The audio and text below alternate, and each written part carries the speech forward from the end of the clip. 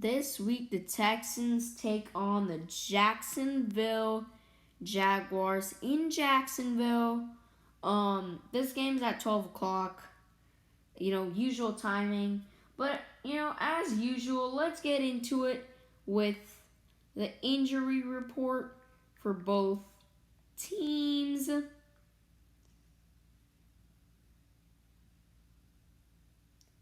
Starting off with the Texans, or for the Texans,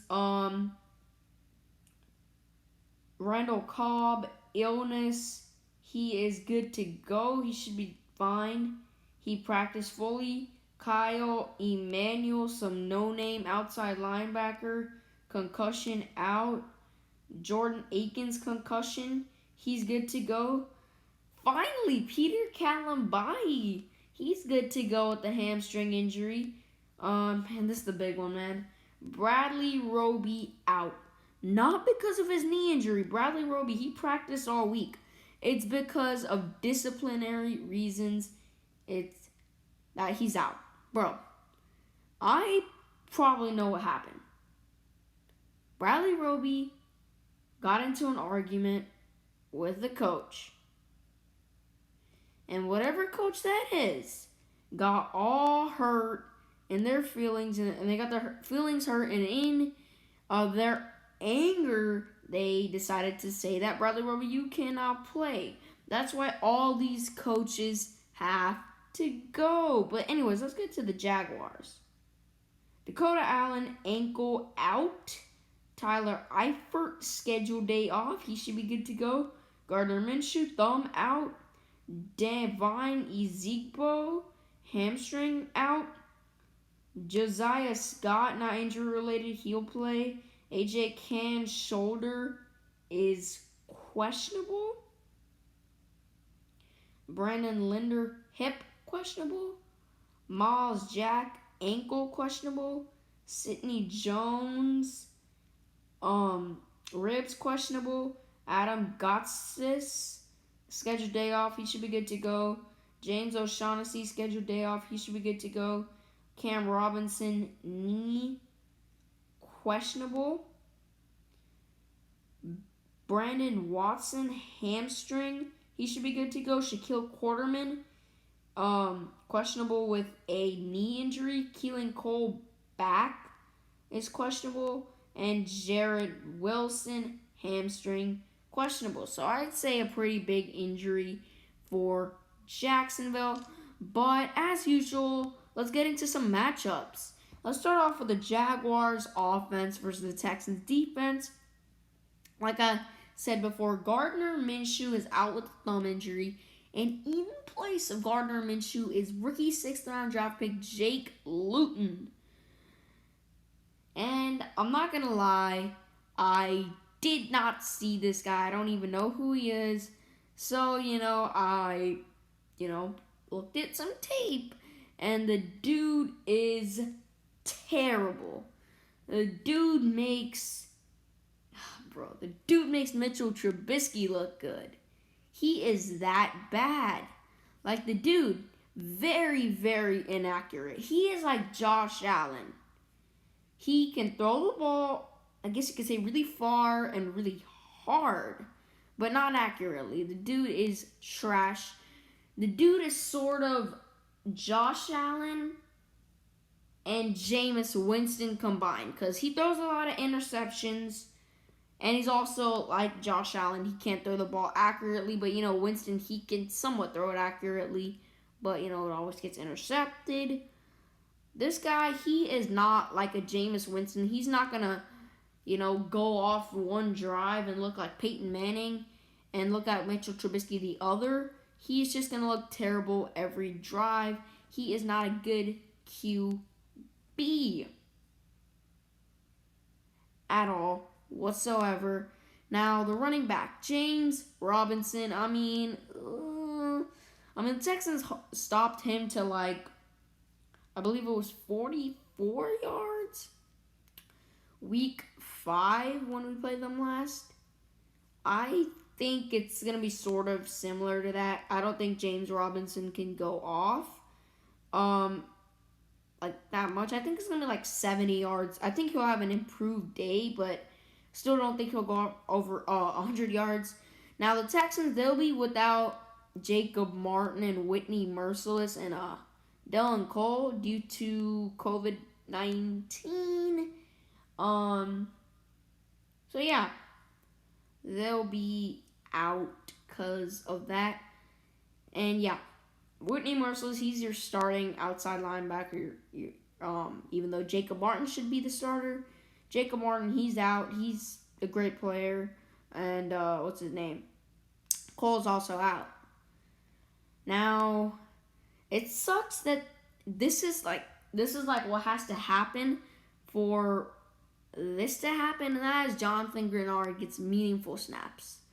But knowing the Texans coaching staff, what they're probably gonna do is put Tyrell Adams at edge rusher, and they're gonna scoop Peter Kalambai in to be that linebacker because their coaching staff is full of morons that don't know how to coach.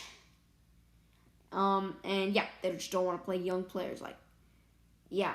Now, as far as Jake Luton goes throwing the ball, I mean, this is probably going to be okay because, unless by some miracle this terrible coaching staff lets John Reed play, Phillip Gaines is probably going to be out there being your corner number 2 next to Vernon Hargreaves. And I have no problem with Vernon Hargreaves. He's half decent, but Phillip Gaines, dude, sucks. Now, I'd be happy if even Keon Croissant got that spot instead of Phillip Gaines because, anyone's better than Phillip Gaines. I wouldn't even be mad after this game if the Texans signed Jonathan Joseph to be that corner, that backup to Roby and Hargreaves. I wouldn't be mad because, yeah, Jonathan Joseph sucks, but who sucks more than Phillip Gaines? Maybe Deshaun Kaiser? No, probably not. Deshaun Kaiser is better than Phillip Gaines. Phillip Gaines is the worst player in the NFL. I don't know how he's on the Texans. I don't know how he's on the roster. Probably because, this whole coaching staff is god-awful. But yeah,